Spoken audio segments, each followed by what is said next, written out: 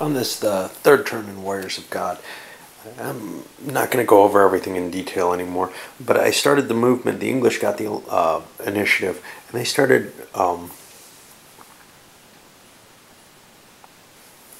moving these leaders forward to challenge the French lesser leaders.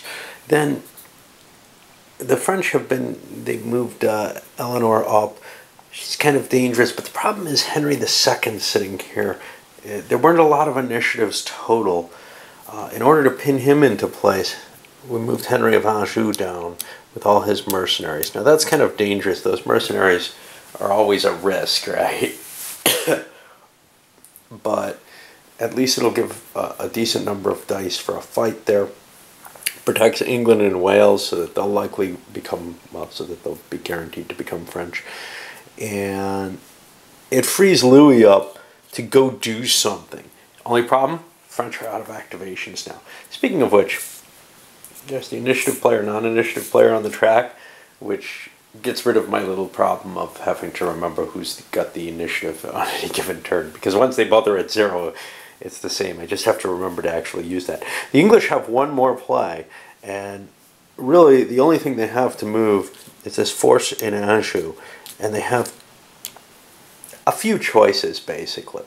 Geoffrey V can take Anjou on his own. So if I move this Geoffroy up into Normandy, that improves Henry's chances of winning that. He can't get away, but at least he can defeat the main army. I'll roll the battles and come back. So far it's been the victory of the mercenaries, the English mercenaries in Languedoc and Champagne. And, you know, I mean, they definitely moved in because they had out superior numbers. And Robert de Capet coming in from the Netherlands, taking Matilda out. Matilda ended up just being routed. The two French leaders, however, have been captured, which is going to be a painful situation. I've left the culminating battle, and I had to remember to place the aggressor markers everywhere while I could remember. The culminating battle in place. We got Henry II here with 5 strength points plus Geoffrey of Anjou here. And here we have some 7 strength points under Henry of Anjou. Basically, let's take a look. The French are going to have 5 dice, maximum battle rating.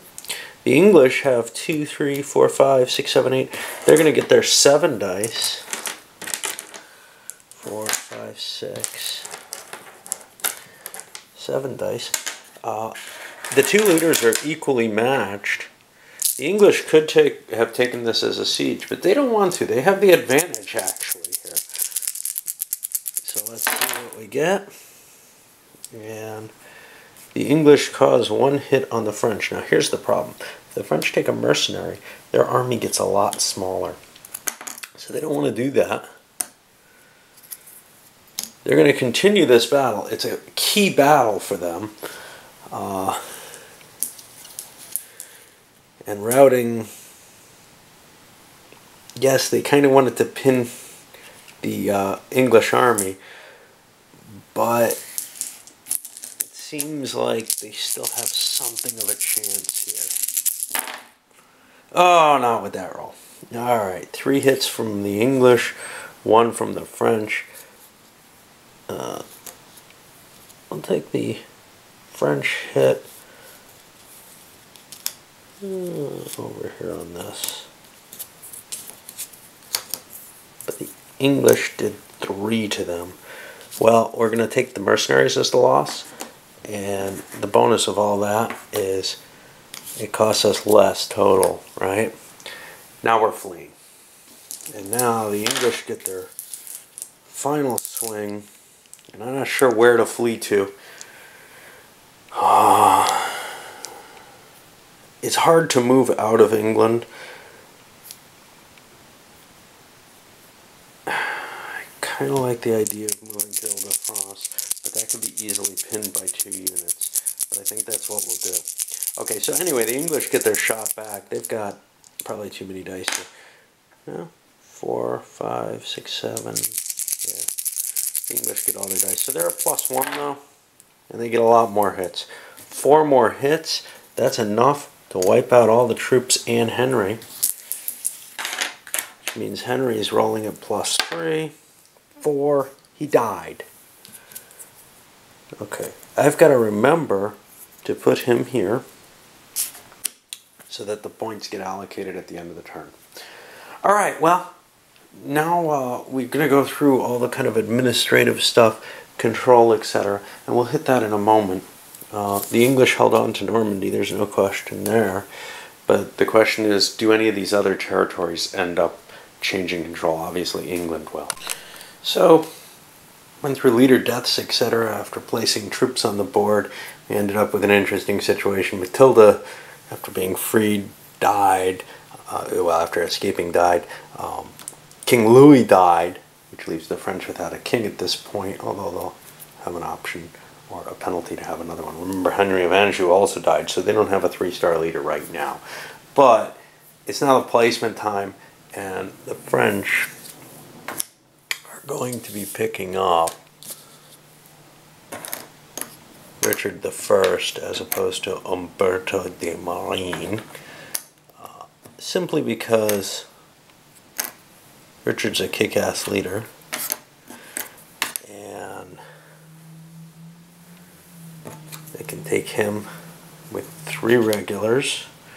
He can control a total of 9 in Aquitaine. He's got the longbow bonus, so it's a good combination for him. And historically that makes sense. I know you all think of Richard as the English king, but he did lead a revolt against his father Henry.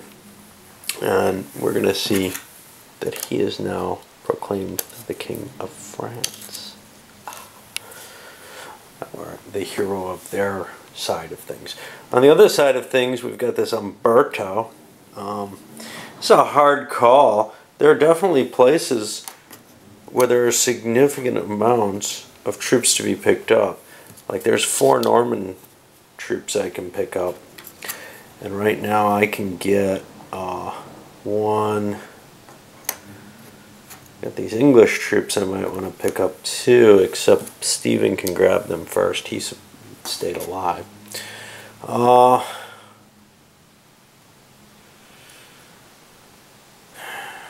So what is it I'm trying to figure out? What's it do with this Umberto dude? Where else are there troops that aren't allocated that we can actually take? To me, it looks like it may be the best thing for him to come in at his home, get his free unit, and pick up a mercenary. Because there aren't a lot of French troops that I'm not going to be able to use. I looked through that. Oh, he's British, though. Are there British troops that aren't going to get used either? I don't see a lot. These guys I'm going to be able to pick up with someone else. So I think that works pretty well, actually. Okay. And then I'll place these others, and we'll come back with where the victory points are. One thing I wanted to stop and show, the death of, Philip? Louis VII. I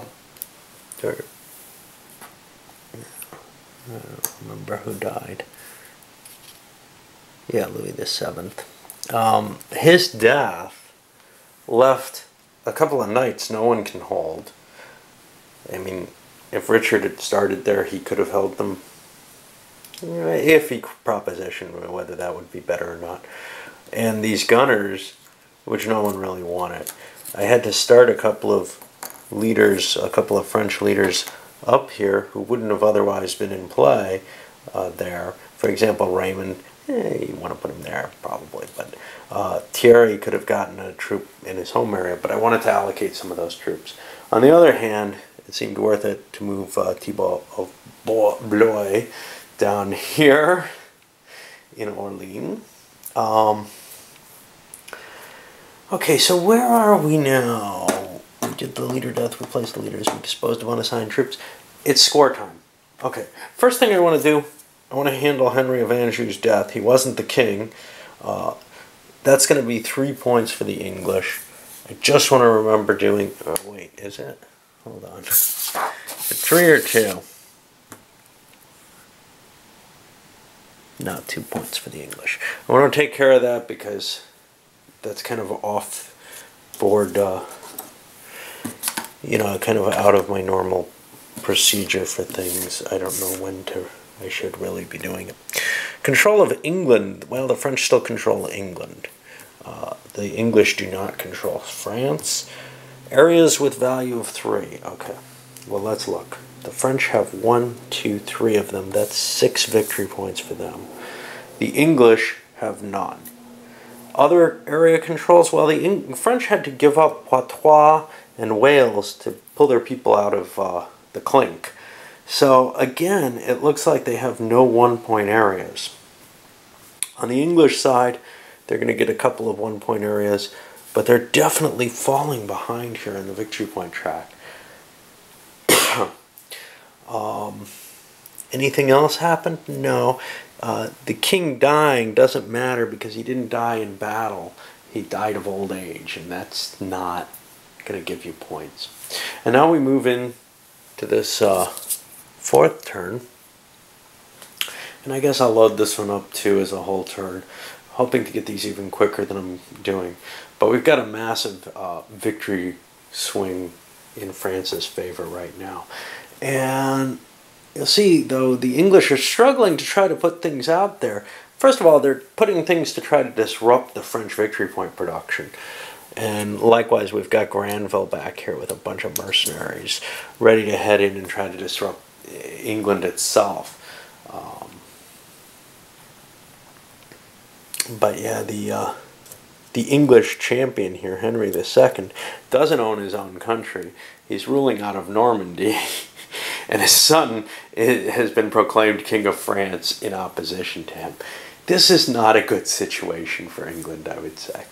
All right, on to another turn. But you know, it's funny because having Richard as the French king doesn't really mean much. The only thing that really does, and it's not like you had to do anything to do this. You had to lose the initiative roll on the right turn. But the thing is that, you know, it's what your board presence is. So Richard could be the French king, even though France was losing the game. It's just the combination of factors. The fact that the French managed to get the premier leader at this moment. Although, you could say, hey, Henry's not that bad. He can bring 7 dice to battle. Richard can only bring 2 plus 1 for his archer. If he gets more archers, he can bring more. But he can't command the big army that Henry can. So that could be a factor. Personally, the bravery is much more important because it affects the siege ratings as well, which means that you can't hide from Richard and he can hide from you. All right. Well, we'll load this one up.